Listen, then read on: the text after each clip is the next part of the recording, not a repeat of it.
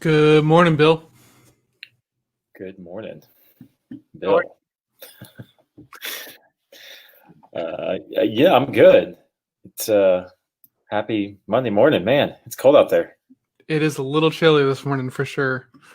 Did you get out there? I did because dog, no choice. Oh, that's right. At Yeah. 6 a.m., I did not expect cold and rain, but there it was. So happy Monday. Yeah. Yeah, But it is you get out no. Uh-uh. there? No. No. I got up, I was getting ready, was kind of doing my thing, and then heard all the pitter patter. Was like, extra journaling time. So did some extra journaling, and it was super nice because the weekend was just kind of weird and wonky. Like it's weird because not everybody lives in Texas, obviously. It's weird. Like the first weekend of like actual fall in Texas is always like it just kind of sucks the wind out of everything while like everyone goes and gets hoodies out of storage and everything else like this. And It's true. It's yeah, true. And it's always right at Thanksgiving, or not Thanksgiving, Halloween. Like right always yeah. Halloween, that weekend for some reason. Yeah, absolutely. Good morning, Michelle. Morning, Michelle. We were talking about Alice's Halloween costume, and Melissa goes, "No, no, no, no, no. You don't understand how Halloween works. You're supposed to spend all this time getting ready a costume that doesn't rely on like cold weather. It's built around hot weather, so that way." When the storm front inevitably comes in right before the holiday, you then have to wear a coat, and you're just pissed about how much time you put on the costume. A jacket over your costume. That's Texas Halloween right there. I was like, man, that is so Texas. That's for sure. It really is. Hey, Gabriel. What's up, Good man? morning, Gabriel. It's good to see you. So yeah. So what'd you do over the weekend? Let's see. A lot. I had a busy weekend. I mean, the big thing is Friday night. I got to go to a World Series game, so that was super dope. I got to see the new stadium. What's up, Mr. Croft? What is up, Mr. Croft? So yeah, I got to go to the game. Then let's see. I just did a lot of around the house stuff. Went to church yesterday.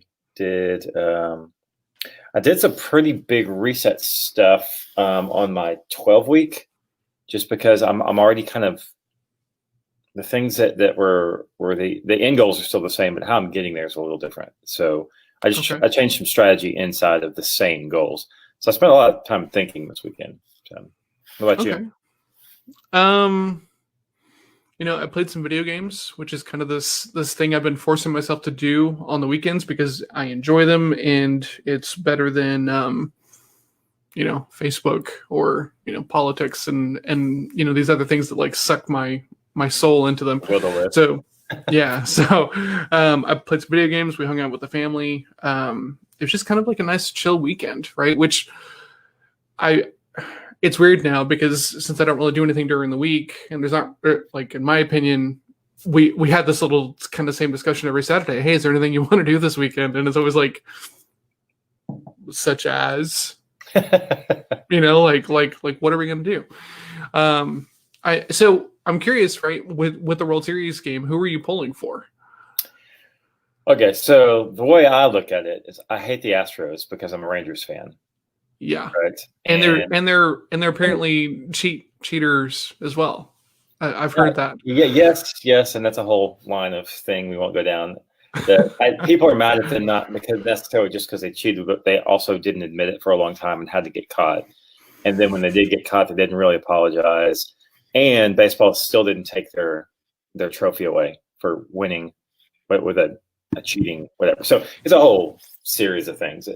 And then the whole Dallas-Houston thing is silly. That there's just rivalry between Dallas and Houston, the cities, much like the sports teams. So Tampa Bay beat Houston to get to the World Series in the American League Championship. So I was rooting for Tampa Bay because they beat Houston, which makes me happy. Okay. Yeah, but they lost. Tampa did to the Dodgers to that game. Okay, but they're tied now, right, or something like that. It's pretty close.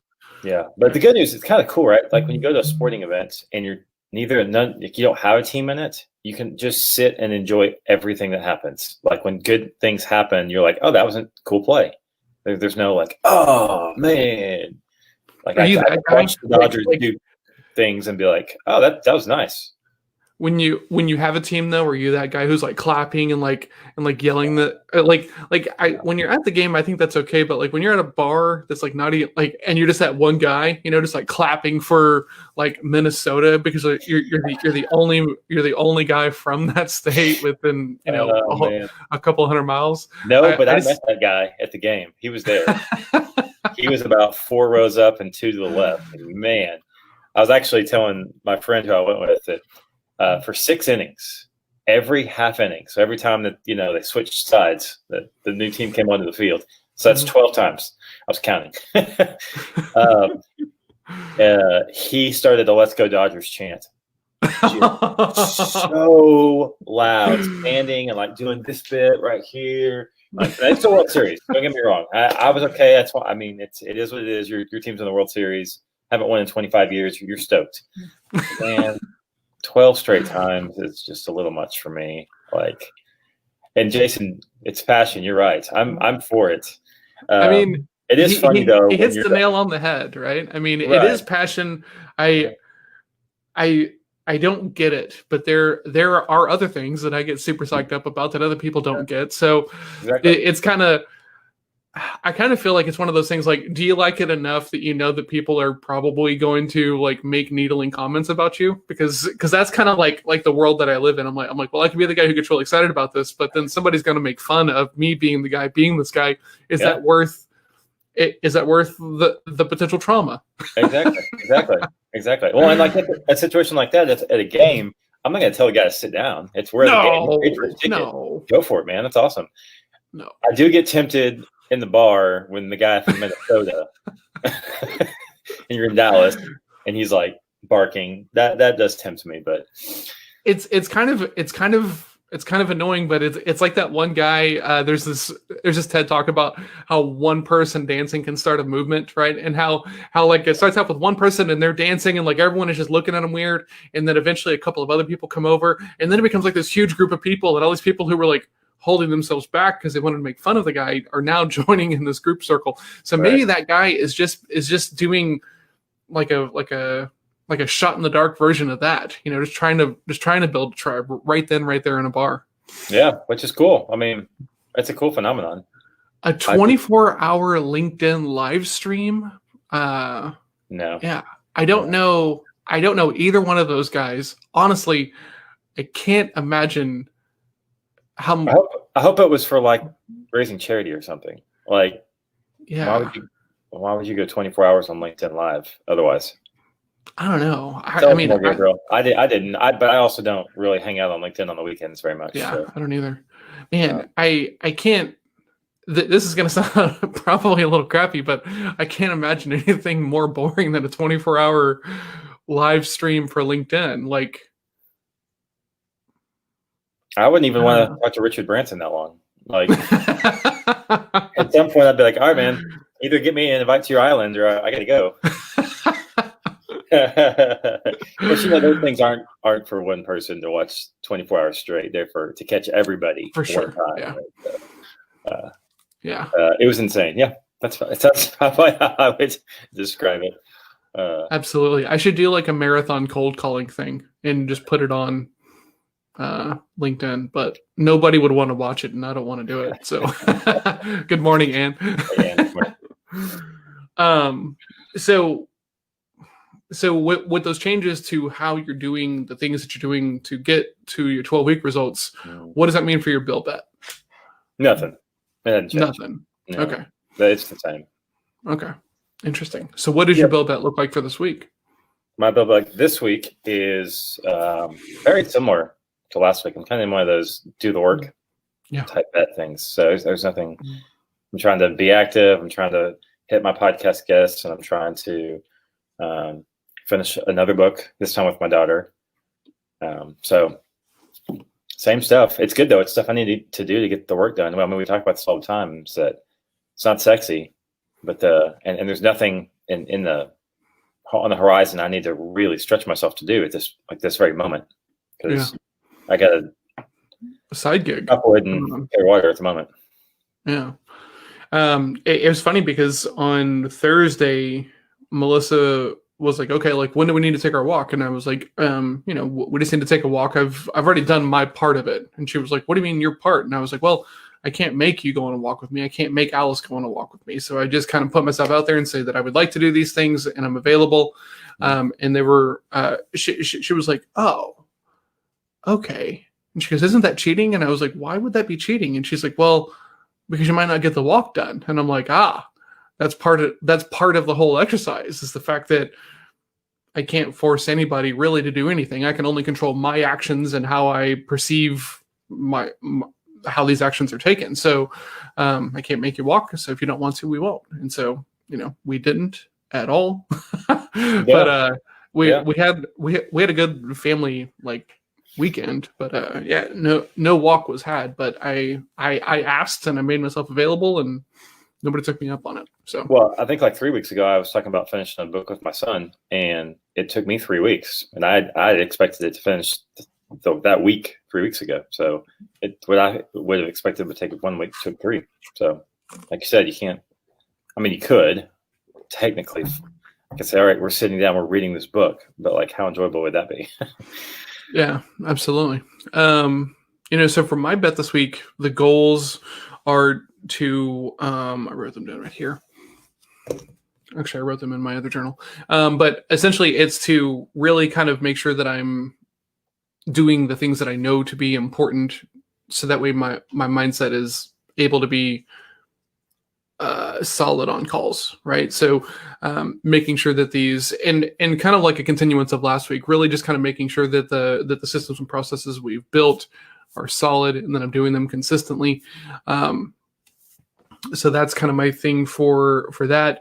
The self-care is really just making sure that I'm doing something, because about this time is when we start to get some rain, and that, as we saw today, the walk is super important to me for like the routine and the ritual of starting the day.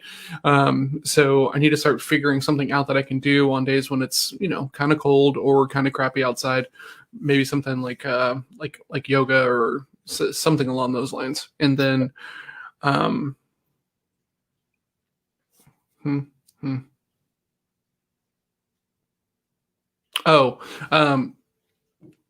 been doing some like gratitude about like people in my network and my circle who I'm just like super happy to know, right? It's just like a mindfulness thing.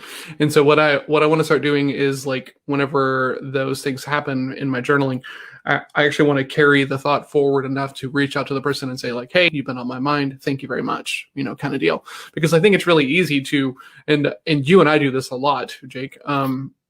But it's super easy to be grateful about somebody, but I think there's like a big gap if you don't actually reach out to that person and say, like, "Hey, I'm grateful to have you in my life," and stuff like this, because it's kind of this uncomfortable thing to just reach out to someone randomly and be like, "Hey, like I'm grateful to know you, and I'm happy that you're in my circle." So yeah, I'm going to be trying to do at least one text to somebody who I'm thoughtful and grateful for this week, which is going to be interesting. That's good. That's awesome. Do you think that's uncomfortable for everybody, or do you think it's uncomfortable for you, or both, or? I think we all love to have a reason to reach out to somebody else, right? Whether it's like a birthday, or, "Hey, I saw this and was thinking about you," or something along those lines. I think it's a little bit uncomfortable for most people to just pick up the phone and be like, "Hey, I was thinking about you. You've been on my mind. I just wanted to say thank you for being awesome," right? Like, maybe that's just me, but I think that most people would have a little bit of compunction, if that's even the right word, about just reaching out on a whim and doing something like that. Yeah. It's I've done some more of that this year too, and it doesn't bother me, but it is kind of, there is some hesitance for some reason. I don't know why it is, because it's not like, it doesn't bother me to do it. I'm not scared of it, but there is just the weird kind of feeling of, they don't really have anything to say. Mm-hmm. Telling them that I appreciate them or love them or whatever it is. So I think you're right. Well, that's a really good point, because whenever I first started doing this, I was reading something about gratitude and finding moments to be gratitude. And if you want to get really good at it, according to this article that I read, it's not about being like, "Well, I'm grateful for Jake," right? That, like, okay, you're supposed to go in and zoom in enough to pick like a very specific trait or situation that you're or that you're grateful for to have that person in your life, right? So it's like, hey, like I really appreciate how like I can text you at like 4:30 in the afternoon as we're winding down for the day and check in and see how things go. I mean, that's huge, right? Yeah. So by pulling that like very, very specific thing and pulling it front and center, it's supposed to help you do a better job of finding other things to be grateful for. So yeah, that is a mindset thing. Yeah, and so I used to have this trap in my journaling because like I've been doing a version of this for a while. That my journaling, I used to have a goal of being grateful for 3 different people like each day, right? This person for this person for this person for this, and then to make sure that I was actually going for mindfulness and trying to like push myself a little bit, I had this rule that if I wrote about the same person twice in the same week, I had to message that person and say, "Hey, thank you so much. I appreciate you being in my circle," and because right, like if somebody's so present and heavy on my mind that like I'm writing about them every day, then I should like reach out and thank them, right? Because like that takes a lot of energy, and 2, like don't flinch on like the habit building, like go super deep, and so yeah, I did that for a while, and that was helpful. Yeah. It's funny because it's also I forget who it was. It's like a Zig Ziglar or something. Is that compliments need to be specific too? The same mentality is like, don't just say thank you, you're awesome, because then they seem disingenuous, especially if you're just kind of like hey, you're awesome, like everybody knows that person. So same idea, give them something that you really appreciate. And what's crazy about that same kind of thing is that when we look at like parenting and stuff, it's kind of the same thing, right? You're not supposed to just go up to you and be like, oh, you're so very smart, right? Because then the first time that they don't feel smart, it feels like a failure, right? So, task-based feedback. Hey, like you worked really hard on this thing and it shows, that's awesome. So that way they're being rewarded for like the hard work and not like getting something easy when, none of this stuff is easy when you're learning it. So. Yeah. And another piece of that, at least for my kids, is I try and do character-based feedback too, where I see something that they do that was hard for them, that wasn't a task. It was like an attitude or overcoming a feeling where it's like, hey, I know that was hard. I saw that you're upset there. I really appreciate how you held your temper and didn't go do something to blah, blah, blah. Yeah. Absolutely. Encouraging the values that you like. So, yeah. What do you got today, Bill? So I've got pretty busy today. Actually, it feels schedule-wise like a Thursday. Honestly, it's a heavy Monday. Whole bunch of meetings. I have a particular partner meeting where we can switch trade referrals. Got a brand new onboarding client meeting today. Got a follow-up with another client where we just finished some work. Let's see, I basically have 2 slots where I'm doing anything that's not somehow client related today. And then I've got a planning call with Plus by Networking as our Monday planning calls. And then I've got, I'm actually doing an onboarding call. That's the other thing that's not client related. An onboarding call for my BMS certification. They're doing like a hit the ground running first 90 days sort of curriculum for people. And so this is call 1. So be interested to see how they're going to equip us. Be interested. Is that like a weekly call? No, well, so it's a de-escalating schedule. Okay. So it's like weekly for the first few weeks, I think, and then it goes to every 2 weeks, and then there's the last one. I'm not sure exactly. It's funny. I was trying to brainstorm a little bit this morning in my journaling, like from the story brand like point of view, because I was showing somebody else who's also like a big story brand version. Had done the coaching before, and I'd sent her the landing page for Sales Lab, and she goes, this is all about you, right?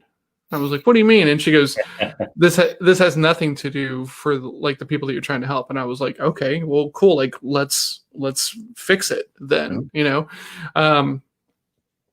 so I'm curious to do another rep of that and hear it from somebody else, right? In the hopes that kind of like shortcuts because I've got a gap around this for some reason. I cannot figure it out. So I'm excited about that. But today, Levi and I will be having our kind of like quick kind of check-in call, talk about his stuff. Got a mastermind call at 11 with the real estate guys. Got 2 private coaching clients today. One of them usually reschedules on Mondays because they've got a lot of fires and stuff. So maybe one of those will reschedule. And then I've got a call vetting a partner for this mortgage alternative thing that we're going to or that we're going to offer as part of the real estate group. So you can get your house paid off in 5 years versus 15 or 30 if you follow the steps of this program well. So we're vetting a partner who we can refer to that stuff to. Awesome. Sounds good. So yeah, it's gonna be a long day, but my deep work session is mostly untouched, so I'll be able to That's good. Put in some work. I was actually last night looking for an alternate to the walking. I was looking at yoga apps. So are you going to look at something else to fill that gap moving forward? Because we're hitting the schedule now where it's going to be like this a lot, I think. Yeah, I'm a member of GMB, right? I bought some of their packages in the past. I feel like most of their packages have a lot of wrist stuff in them, and my wrist is still kind of like healing. So I might do something that's just like a little bit more yoga centric to kind of help build this up.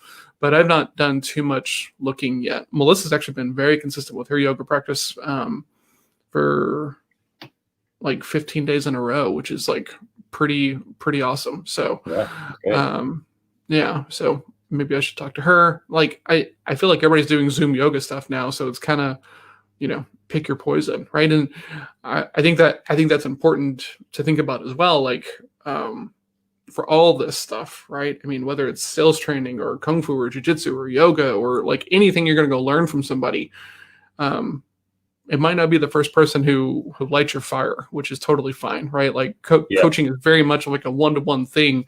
There are people who I've never been able to like get to that aha moment, and then somebody else comes along and it works for them. So, if you're looking at like any of this stuff, you don't like the vibe or the feel or the approach or something else, that doesn't mean that it's all bad. You might just need a semi-different environment. So totally agreed. I actually downloaded 3 or 4 apps and was just gonna run a lesson and cast them to my TV and just try and do it that way. And like you said, pick the one that I vibe with, because they teach a lot of the same things. So I think the instructor goes a long way into helping you stay consistent and wanting to come back the next day. I mean, I got a message on Friday and somebody was like, which martial arts should I take? And I'm like, which one do you like? And he's like, well, I like karate, but it's kind of a joke. And I was like, well, why do you feel like it's a joke? And so we got to have this, you can look at any art, and when you take somebody who doesn't practice it and doesn't like, really, really work at it, and it could be kind of a joke, right? You're not going to be as good as somebody who takes it very seriously. But I was like, the one that you want to train in is the one that you're going to do the best in. So, find the one that kind of makes sense, like, and get you riled up, and then go as much as you can. Mm-hmm. Yeah, agreed. Yeah, what's the best plan is the one that you'll use. Absolutely. Right. And that's, and like, for me, that's so important, because like, I'll try something and then I'm like, oh, okay, that worked. Now let's boom. Right. And try to put it as high up as I can with as many reps. And often it takes the fun out of stuff. Right. With the video gaming, I know there's so much information about this game that I'm playing online. And I know that the minute that I go looking for that information, it just turns it into like a productivity thing. Like, how quickly can I hit these levels and do these things? And it's like, well, that kind of defeats the whole purpose of the game. So I'm trying very hard to not use those resources, It's funny. My son loves to do that. He loves to go, as soon as he get games, he likes to watch the walkthroughs. He likes to watch the videos. He watches like all that stuff. And we used to argue about it. I'm like, Jackson, like, you're not even enjoying the newness of the storyline, and like, you're going immediately to the guides, and you're ruining the experience. And he'd be like, Dad, that's what I like to do. Like, so finally, okay, great. That's what he likes to do. That's not what I like to do, but go for it, man. Do it. But guess what? When I get stuck, guess who I go to? Guess who's read all the guides and knows all the cards. My nephew is the same way. Like a couple years ago, whenever we got the Switch, he came over and he'd never played it, but he knew where like all the spots were in the Mario game that we'd gotten along with it, because like he'd seen so many of you, and I'm like, have you played this before? He's like no, but I've just seen all the videos, and he's like smashing into like, like the like Easter egg levels, and I'm like, what is going on? And my sister was like, yeah, this is just all he does. And I'm like, that's bizarre to me. Do you think, because there's a pretty big kind of like it's an attitude among older entrepreneurs out there that younger entrepreneurs are just looking for like the cheat codes and the walkthroughs for business? Like there's that whole like Silicon Valley is where it started, but like you can't cheat code your way to this lifestyle business that everyone wants. I feel like there's always something that has got a bit of an edge to it that kind of makes sense to like focus in. And then I feel like half of that space is filled up by lifestyle marketers and like shitty people who just want to sell you like the newest get rich quick scheme, right? I mean, it was fulfillment by Amazon for forever. It was drop shipping. It was Bitcoin. Right now, it feels very much like agency stuff, right? And then and there are some people who get into the agency side for the right reasons, and they're down to deliver good value and everything else. Yeah. But there's so many of these middlemen get rich quick, like agencies that are pushing the 4-hour work week thing, and it's like that doesn't work. Like, right? You got to be really, really, really good, and really not really care about your margins when you're just the middleman passing stuff through, because you're not actually delivering any value.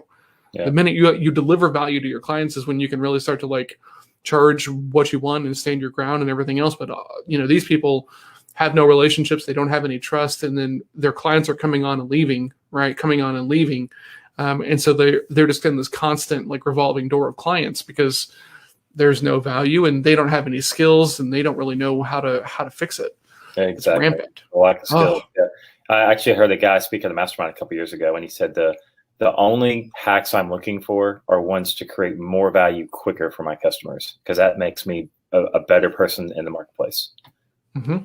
And that just stuck. I was like, man, that's true. Because the better you can get at delivering value quicker, more efficiently, more stuff, the more likely you're going to stay in business. Yeah, I had kind of an epiphany about like the whole idea of the click-funnel like method of like breaking everything out and having everything out as like a separate course, right? And how all of that, I don't know. It's weird. I've kind of had this like mental block about like what should be stripped out because it makes sense, because it's separate enough that you could charge extra. It's like a separate training. It's an upsell, right. OTO kind of deal. Yeah. And I kind of had, I think maybe a breakthrough on that, right? About, yeah, it's a longer story. We'll talk more about it offline, because it's not really fully vetted enough to put it out here yet. Okay. Yeah. So yeah. I think the most valuable thing from the whole ClickFunnels movement is, I think by you having to better understand the customer journey, it gives you the availability to communicate better to people in the places that they need it. They need more communication. They need more opportunities. They need more kind of breaking things up into smaller bite-sized chunks for people. Mm-hmm. Until you really understand the customer journey, you can't really nail that funnel, because other people just drop off the funnel. So I think that part of the journey, or the whole movement's really, really valuable and fantastic. But it's like anything else. People look at it like drop shipping or Amazon, mm-hmm. or they're like, oh, okay, I'm going to go build 100 funnels. Like, well, then you just lost. Yeah, Yeah, I would agree with that, because like the epiphany I had this morning was, there's so many things that are tangential but super important to like how I coach and the things that I do, but they're not necessarily like the sales training, right? Like owning your time. Time is a modular thing that you own completely. Is kind of like a separate training, right? I mean, it's super important to like what I do, but not everybody buys into that idea. So carving that out as like a separate training about how I do it and why it's important and stuff like that would make sense. So it's kind of, you look at things for a while, you hit a critical mass, and like you can look at it differently, which is kind of why I'm hoping will happen with this additional story brand kind of training. I've been studying copywriting like as a hobby kind of for a long time, mm-hmm. and so like there's some really, really, really like Gary Halpert, like some old school like granddaddy of copywriting type guys. Dan, what's his name? Dan Kennedy. Dan Kennedy, like several of those guys And if you look at their sales letters, there is one subject of the entire sales letter. They don't go all around all these different things they're selling, all these different things that they're offering. It's like they have one thing they're going to sell you that's going to change your life. And they spend 2,000, 3,000, 4,000 words building, all around one simple idea. And that's where, when I was doing the ClickFunnels training stuff and kind of going back and forth through that, I zapped back to that and go, these legends only talked about one thing. And these are the guys everyone learned from. That's the best ClickFunnels people too. There's this one thing that they're going to get you, but they're just doing it on video instead of over on print in an email or a letter in the mail. And that was the epiphany for me when I was doing it. It was like, this is why it doesn't work. People get spread out. People try and do too much. And then when I went through the story brand and BMS stuff, it just solidified that. It's like people are smart, but they want things simple. They're plenty smart. They want to consume things very simply. Yeah, that makes sense. Well, man, let's get out of here because it's 8:15 and I got to go meet with Levi, and let's get after it. And then I'll see you in the morning, Bill. All right. See you, Bill.